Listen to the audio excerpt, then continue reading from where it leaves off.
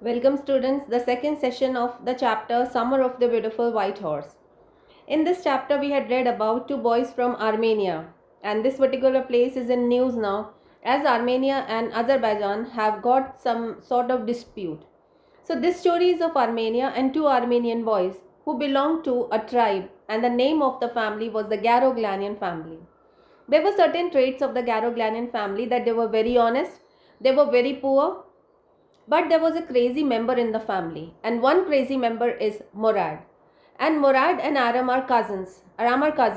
Morad came to Aram one day and he invited him to ride a white horse.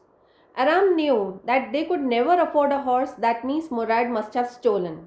But he convinced himself that stealing a horse was not stealing at all, and after convincing himself, he joined Morad.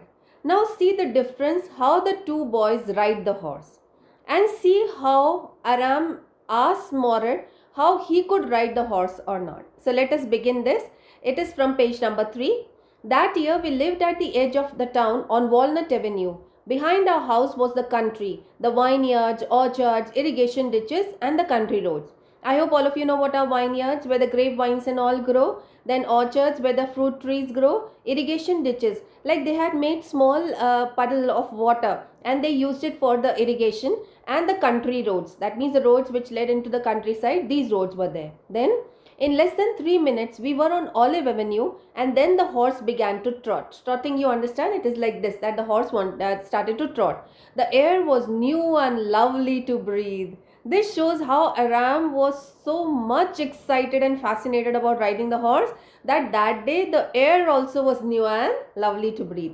The feel of the horse running was wonderful. My cousin Murad, who was considered one of the craziest members of our family, began to sing. I mean, he began to roar. Not just sing, he began to sing loudly. So he was considered crazy. So one crazy part of his character seen here. Then every family has a crazy streak in it somewhere, and my cousin Murad was considered the natural descendant of the crazy streak in our tribe. He said, see, I told you Garoglanian tribe had certain characteristics.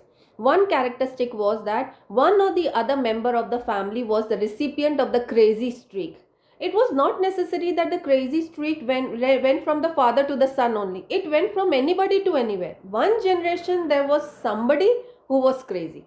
So in this generation, in Aram's generation, it was Morad who was crazy, and before him there was one Uncle Khusro, and he was crazy. So let us see what is this crazy streak. Why are these people called crazy?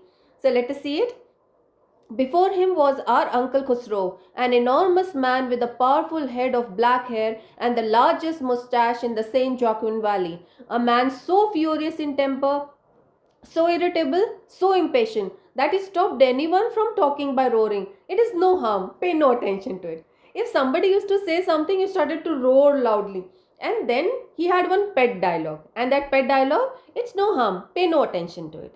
So let's see Morad also why he is called crazy. That was all, no matter. So let's first of all study about Uncle Khusro more. That was all. No matter what anybody happened to be talking about, once it was his own son Arak running 8 blocks to the barber's shop where his father was having his mustache trimmed to tell him the house was on fire. The son came running and telling the father, Father, our house is on fire. This man Khusro sat up in the chair and roared. That means he had no effect on him that the house was on fire. He started to roar loudly. Then, it is no harm. Pay no attention to it. The barber said, but the boy says your house is on fire. So Khusro roared, enough, it's no harm, I say. Said, it's no harm, pay no attention to it. This shows that this man was crazy. Then my cousin Murad was considered the natural descendant of this man, although Murad's father was Zorab, who was practical and nothing else. Zorab was a very practical, very decent man, not crazy at all. But Murad got this crazy streak not from his father, but it came from his uncle. So now, that's how it was in our tribe. A man could be the father of his son's flesh. A man could be the father of his son's flesh, but that did not mean that he was also the father of his spirit. That means the man could be practical, but it was not essential at all that the son or the daughter could not be crazy. Here, Zorab was very good, but Murad was crazy. Then, The distribution of the various kinds of spirit in our tribe had been from the beginning capricious and vagrant. Capricious, like you can understand that this crazy streak chose its member on its own. It was its own choice. And it could be distributed from anywhere to anywhere. It was not necessary that it went from the father to the son. Then we rode and my cousin Murad sang. For all anybody knew, we were still in the old country where, at least according to some of our neighbors, we belonged. We let the horse run as long as it felt like running. At last, my cousin Morad said, "Get down. I want to ride alone." Now, see this crazy boy. He has called Aram and now he says, "I want to ride alone. You get down." "Will you let me ride alone?" I asked. "That's up to the horse," my cousin said. "Get down." "The horse will let me ride," I said. "We shall see," he said. "Don't forget that I have a way with the horse." This was Murad's pet dialogue. He always said, "I had a way with." Now, if he had birds in his mind, he said, "I have a way with birds." If he had farmers in the mind, he said, "I have a way with farmers." And here he is saying, "I have a way with the horse." Well, I said, "Any way you have with the horse, I have also. For the sake of your safety," he said, "let us hope so. Get down." "All right," I said, "but remember you have got to let me try to ride alone." That means on one condition Aram got down. He said that condition is when you will ride, after that I will also ride alone. Then I got down and my cousin Murad kicked his heels into the horse and shouted, "Bazaya, run." The horse stood out on its hind legs. You can see in the picture. The horse stood up on its hind legs, snorted, and burst into a fury of speed that was the loveliest thing I had ever seen. The way he's describing the horse. Children are crazy about horses, and you must have seen riding any animal. You must have seen every public tourist place.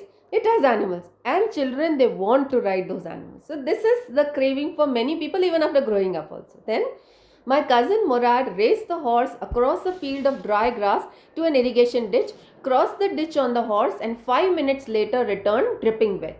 What you have to note is, when Murad rode the horse, he could control the horse. He knew he had to take the horse in which direction, and the horse also followed his direction. Now see what happened when Aram rode the horse. So the question is the difference. The difference how Murad rode the horse, how Aram rode the horse. Then the sun was coming up. "Now it's my turn to ride," I said. My cousin Murad got off the horse. "Ride," he said. He's not helping his cousin anything. "Ride." Then I leaped to the back of the horse and for a moment knew the most awful fear imaginable. Those who don't know how to ride a horse, for them it's very tough. Then the horse did not move. "Kick into his muscles," my cousin Murad said. "What are you waiting for? We have got to take him back before everybody in the world is up and about." I kicked into the muscles of the horse. Once again it reared and snorted. Then it began to run. I didn't know what to do. Instead of running across the field to the irrigation ditch, the horse ran down the road to the vineyard of Dakar and Halabian, where it began to leap over grapevines. Now what happened when Aram? He kicked the muscles of the horse, and the horse reared, snorted, and instead of running towards the irrigation ditch, it started to run towards the vineyards. And see the next thing, the horse leaped over 7 vines before I fell. It started to jump over the vines, and of course Aram fell down. Then it continued running. My cousin Murad came running down the road. "I'm not worried about you," he shouted. He's crazy. He says, "I'm not worried about you. We have got to get that horse. You go this way, I'll go this way. If you come upon him, be kindly, I'll be near." I continued down the road and my cousin Murad went across the field towards the irrigation ditch. It took him half an hour to find the horse and bring him back. "All right," he said, "jump on. The whole world is awake now." "What will we do?" I said. "Well," he said, "we'll either take him back or hide him until tomorrow morning." He was behaving as though he had stolen the horse that very day. But Aram realized something. He didn't sound worried, and I knew he'd hide him and not take him back. Not for a while at any rate. "Where will we hide him?" I said. "I know a place," he said. "How long ago did you steal this horse?" I said. It suddenly dawned on me that he had been taking these early morning rides for some time and had come for me this morning only because he knew how much I longed to ride. He knew it. Aram saw Morad controlling the horse. He understood that he must have stolen the horse long back and came to him that day. He did not steal the horse that day. Then, "Who said about stealing a horse?" he said. "Anyhow," I said. "How long ago did you begin riding every morning?" He changed his question. Not until this morning, he said. Are you telling the truth? I said. Of course not, he said. But if we are found out, that's what you are to say. He was teaching his cousin, if anybody asks you, when did you get this horse? Tell him today only. Okay. I don't want both of us to be liars. All you know is that we started riding this morning. All right, I said. We walked the horse quietly to the barn of a deserted vineyard. Deserted, there are two words, desert and desert. Desert has got two meanings. One is the dry place, desert. Then one desert is to leave somebody. And one is dessert, D-E-S-S, the sweet dish that we eat after the food. That is dessert. Then quietly to the barn of a deserted vineyard, which at one time had been the pride of a farmer named Fatwajan. There were some oats and dry alfalfa in the barn. We began walking home. It wasn't easy, he said, to get the horse to behave so nicely. At first it wanted to run wild, but as I've told you, I have a way with the horse. I can get it to want to do anything I want it to do. Horses understand me. How do you do it? I said. I have an understanding with the horse, he said. Yes, but what sort of an understanding? I said. A simple and an honest one, he said.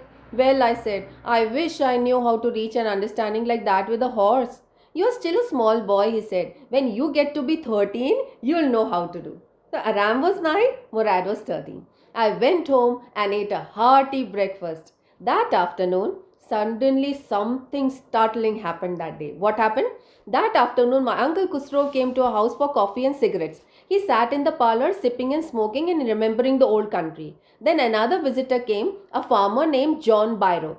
Then an Assyrian who out of loneliness had learned to speak Armenia. Armenia, Assyria, these are close. Then my mother brought the lonely visitor coffee and tobacco, and he rolled a cigarette and sipped and smoked. And then at last, sighing sadly, he said, My white horse which was stolen last month is still gone. I cannot understand it. The fact that was revealed to Aram was that the horse was stolen 1 month back. But see the reaction of Uncle Khusro. This is very hilarious. Then see, my Uncle Khusro became very irritated and shouted, It's no harm. What's the loss of a horse? Haven't we all lost the homeland? What is this crying over a horse? That may be all right for you, a city dweller, to say, John Byro said. But what of my surrey? Surrey is the carriage. What of my surrey? What good is a surrey without a horse? Pay no attention to it. My Uncle Khusro wrote. I walked 10 miles to get here, John Byro said. You have legs, my Uncle Khusro shouted. The man is saying, my horse was lost. What's the use of my carriage? He's saying, pay no harm. He's saying, my legs pain me. He said, pay no harm, pay no attention to it. He's crazy. Then, my left leg pains me, the farmer said.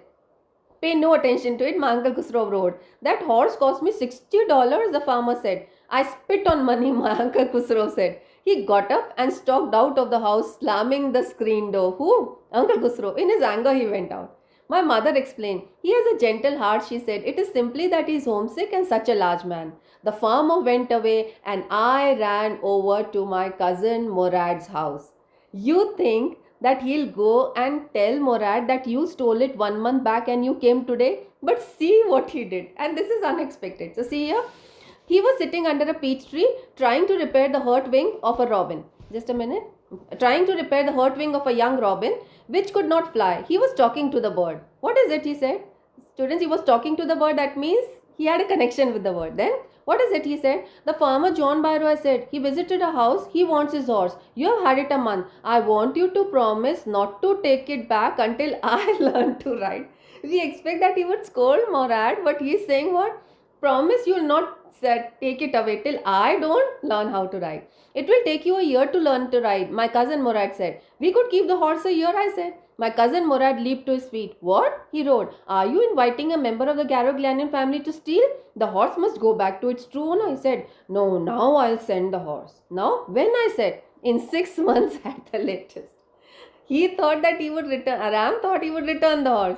But Murad is saying no, after 6 months. So see that these are children. So unexpected things from the children. He threw the bird into the air. The bird tried hard, almost fell twice, but at last flew away high and straight. So here we are ending the second session.